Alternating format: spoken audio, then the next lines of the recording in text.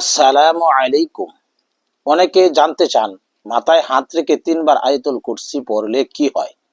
এটি কি কোনো বিশেষ ফজিলত বয়ে আনে, নাকি এটি কেবলই একটি প্রচলিত ধারণা? আজকের ভিডিওতে আমরা কোরআন এবং সহিহ হাদিসের আলোকে এই বিষয়টি একদম পরিষ্কারভাবে জানাবো।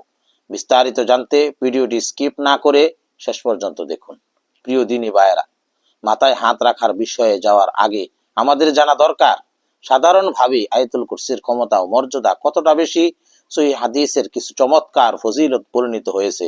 চলুন জেনে নেওয়া যাক সেই গুরুত্বপূর্ণ ফজিলতগুলো। 1. জান্নাতের চাবিকাঠি। রাসূলুল্লাহ সাল্লাল্লাহু আলাইহি ওয়াসাল্লাম বলেছেন, যে ব্যক্তি প্রতি ফরজ সালাত শেষে আয়াতুল কুরসি পড়বে, তার জান্নাতে প্রবেশের ক্ষেত্রে মৃত্যু ছাড়া আর কোনো বাধা থাকবে না।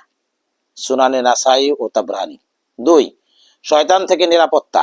সহিহ বুখারীর বিখ্যাত একটি দীর্ঘ হাদিসে আবু হুরায়রা রাদিয়াল্লাহু তাআলা আনহু থেকে বর্ণিত চুরের ঘটনায় এসেছে, রাতে ঘুমানোর আগে আয়াতুল কুরসি পাঠ করলে আল্লাহর পক্ষ থেকে একজন রক্ষক নিযুক্ত করা হয়। সকাল পর্যন্ত শয়তান তার কাছে ঘেঁষতে পারে না। রাসূলুল্লাহ সাল্লাল্লাহু আলাইহি ওয়াসাল্লাম এই কথাটিকে সত্য বলে প্রত্যয়ন করেছেন। 3. কোরআনে সর্বশ্রেষ্ঠ আয়াত। আল্লাহর রাসূল সাল্লাল্লাহু আলাইহি ওয়াসাল্লাম উবাই ইবনে কাআব রাদিয়াল্লাহু তাআলা আনহুকে জিজ্ঞেস করেছিলেন, আল্লাহর কিতাবের কোন আয়াতটি সবচেয়ে মহান? উবাই রাদিয়াল্লাহু তাআলা আনহু উত্তর দিলেন, আয়াতুল কুরসি। রাসূলুল্লাহ সাল্লাল্লাহু আলাইহি ওয়াসাল্লাম তা শুনে খুশি হয়ে তার বুকে হাত মেরে বললেন, তোমার জ্ঞান ধন্য হোক। সহিহ মুসলিম। তবে আয়াতুল কুরসি রুকাইয়া তথা জারফুক হিসেবে এটি করা যাবে কি?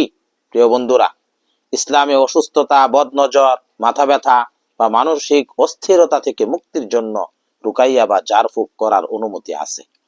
যদি কারো প্রচন্ড মাথা ব্যথা হয় বা যে কোনো মানসিক বা শারীরিক কষ্টে ভোগে, তবে সে বরকত ও নিরাময়ের নিয়তে মাথায় হাত রেখে আয়াতুল কুরসি, সূরা ফাতিহা বা সূরা ইখলাস, ফালাক ও নাস পড়ে নিজের মাথায় ফু দিতে পারে। সুতরাং সংক্ষেপে বলতে গেলে আয়াতুল কুরসি একটি অত্যন্ত শক্তিশালী এবং বরকতময় আয়াত, যা আমাদের নিয়মিত, বিশেষ করে ফরজ নামাজের পর বা ঘুমানোর আগে আমল করা উচিত। তবে মাথায় হাত রেখে নির্দিষ্টভাবে 3 বার পড়ার বিশেষ কোনো নিয়ম বা ফজিলত সহিহ হাদিস দ্বারা প্রমাণিত নয়।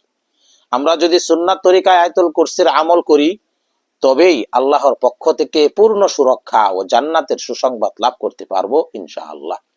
ভিডিওটি ভালো লাগলে লাইক দিন এবং শেয়ার করে অন্যদেরও সঠিক তথ্য জানার সুযোগ করে দিন।